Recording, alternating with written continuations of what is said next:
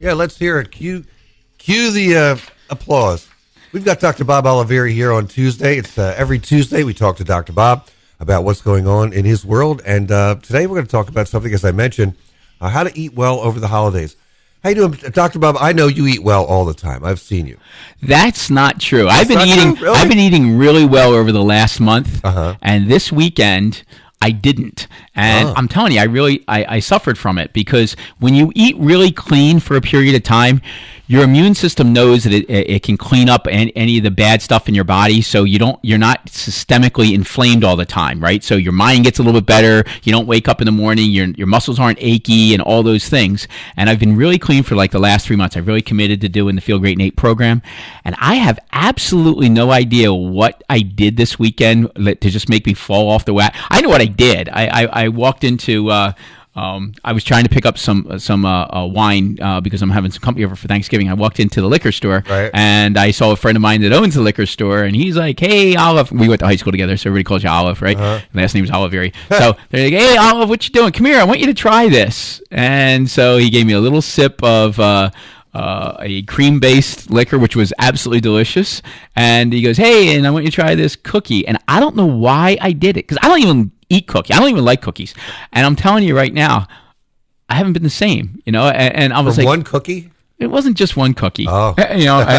He sold me some cheese there too, Okay. but I don't know. It really kind of like set me back. And, so like I had one day where I went out of my mind, and I know it sounds funny to a listener, say, "Oh, come on, everybody's allowed to have a cheat day," but if you're really trying to go through and try to clean up your body and making your immune system working better, so you're not always feeling like garbage, and I was feeling great. I'm telling you, feeling great.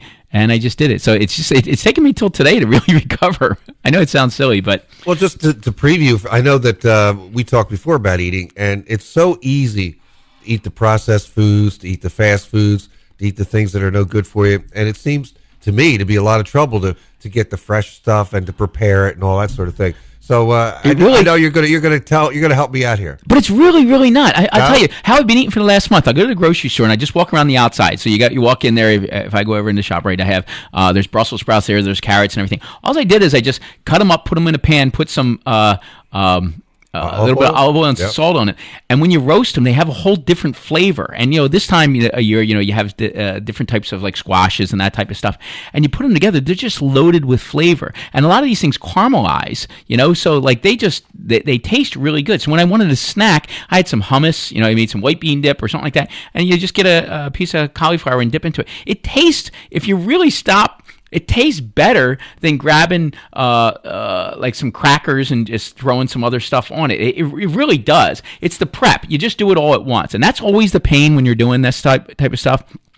I know it sounds silly if you eat something that's inflammatory every day. If you have a breakfast sandwich, a bagel, and everything like that, and you just kind of like ache a little bit, but you don't really know it. But when you go off of all that, when you go off of it, and you feel so remarkably better, right? You never knew how bad you were feeling until you start to feel so great, that then you're like, oh, so a listener that doesn't, has never done it can't really relate to it. But like we have a ton of people going through Feel Great in 8. I think we have 15 active people now going through Feel Great in 8, which is really, which is a lot, because we have a small exercise area and everything. But we're seeing some remarkable changes. I have a woman that's been dying to get into her wedding, not a wedding dress, but she's the mother of the bride. I'll tell you, she looks absolutely fabulous. She just texted me. It was 6 weeks, and I think she said it was 34 pounds she lost. She wasn't a big girl to begin with. I was like, where did you lose that from? I mean, it's remarkable. But the weight loss is kind of a byproduct of it. The goal is to make you feel better. Exactly. And the result is you may lose weight. It's to get your systems working better. It's getting your gallbladder to work the way it's supposed to emulsify fats. It's getting your stomach to produce enough hydrochloric acid to break down the proteins. It's getting your intestines to be able to get all the micronutrients inside there to be absorbed into your system without a leaky gut. That's what it's about. It's getting you healthy again. It's allowing those micronutrients to be able to go up through your brain and actually allow your brain to start to work instead of it being inflamed all the time. That's what it is about. It was really interesting. This week I read an article written by a guy by the name of David Seaman, he actually went to school with me. He was our valedictorian in my class in the neurology program. Brilliant guy. He wrote a book. He wrote a book in 2002 on the effects of chronic inflammation in the body in heart disease, diabetes, and all these things. There was only 2 published articles, not a book, but 2 published articles back in 2002 on the inflammatory effects of chronic disease. Now, everybody talks about that. Even the cardiologists that used to talk about the cholesterol model all still talk about systemic inflammation. It was so revolutionary, and like David was just talking about it, and he wasn't patting himself on himself on the back. He was just saying that it was just really kind of neat that he saw the science and he went and wrote this, and it was an extremely scientific book. It was very, very detailed biochemistry and everything like that. But he was just absolutely brilliant. So I talked to him. I texted him. I said, hey, congratulations on you're doing this. And he goes, I'm still really proud of that. And he goes, it still stands the test of time, everything he was talking about. So inflammation is a big deal. We're going to talk about in a minute 9 healthy holiday eating strategies that we can do so you can actually get through the holidays and be very fulfilled and feeling great through the holidays. And you won't alienate your family because they prepared something that you won't eat? No, these are actually pretty fun tips. These are pretty cool. I think you'll like this. I can't wait. We're talking with Dr. Bob Olivieri. His location is there in Rio Grande on Route 47. 886-8585 is the number if you want to call. And let's see, where are we here? Oh, my computer doesn't like me for some reason. Anyway, you're listening to 98.7 The Coast. It is 8:20.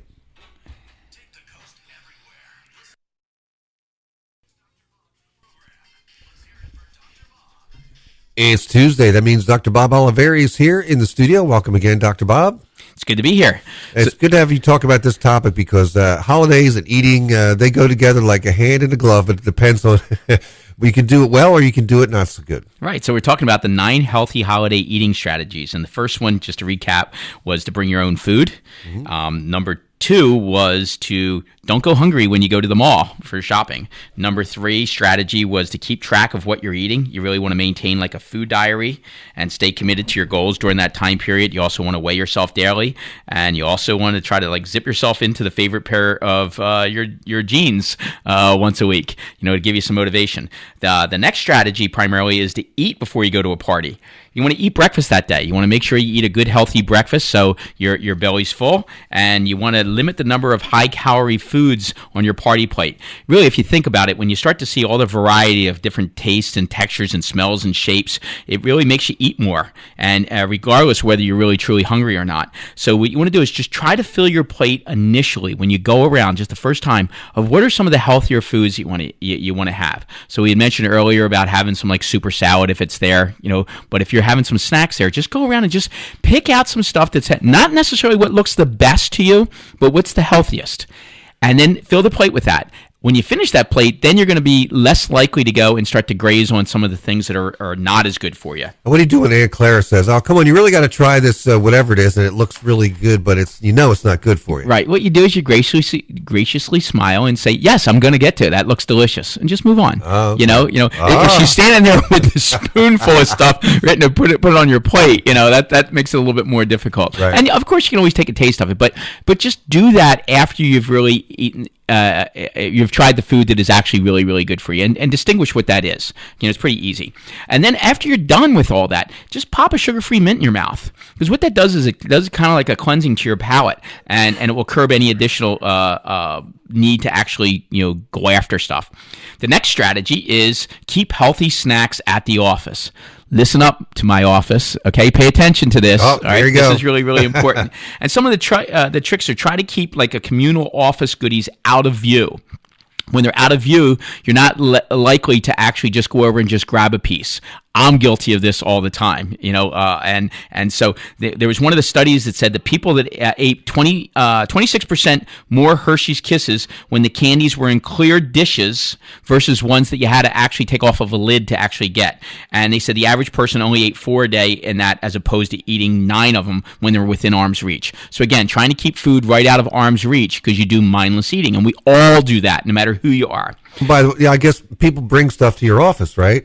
Patients bring things to your office, little treats, cookie trays, whatever. It's incredible at Christmas time. I tried to tell the new staff last year. I said, "Wait until you see." I go, "This is just going to be unbelievable to you what we actually get." They're like, "Oh yeah." It is unbelievable. We have to move all the stuff into it like another. It's really nice. I have to tell you, I'm really share actually with moved. The patients, can't you? Oh yeah, absolutely. But I'm just really moved by that. It really is. I mean, people, when they share their love at Christmas time by bringing you food and snacks, we're really blessed. We have a phenomenal patient base. I thank God every single day.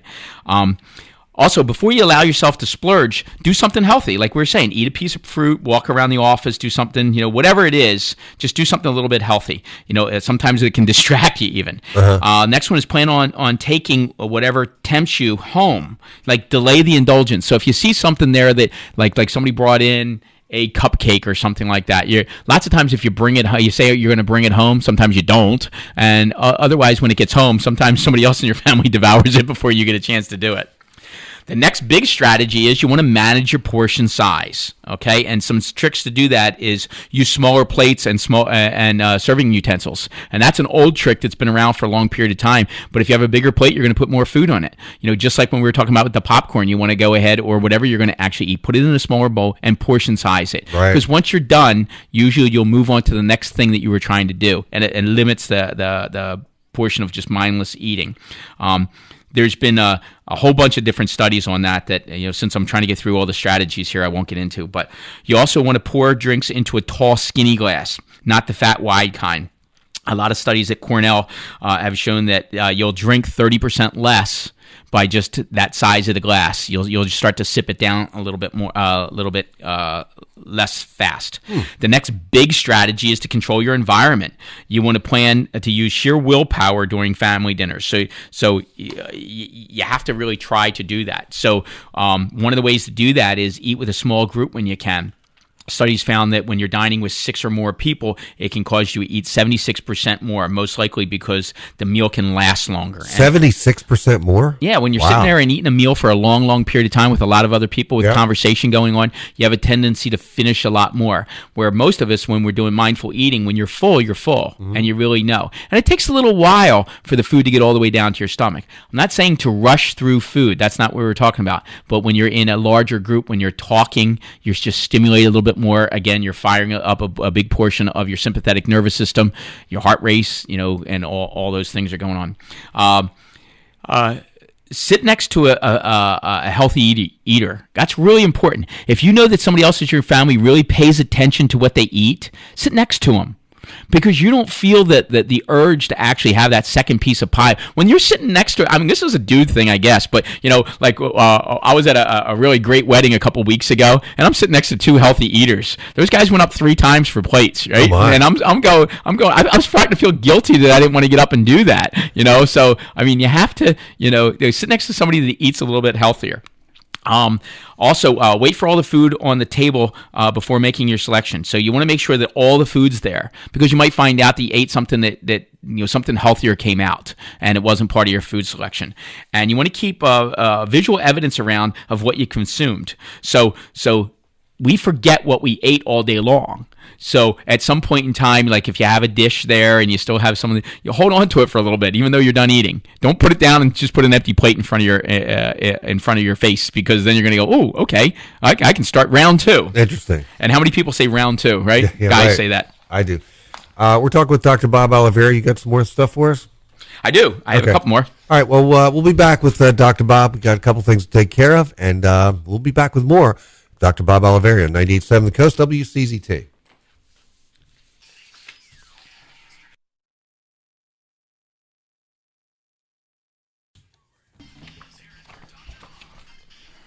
Dr. Bob Olivieri stops by every Tuesday. We're finishing up now talking about healthy eating during the holidays.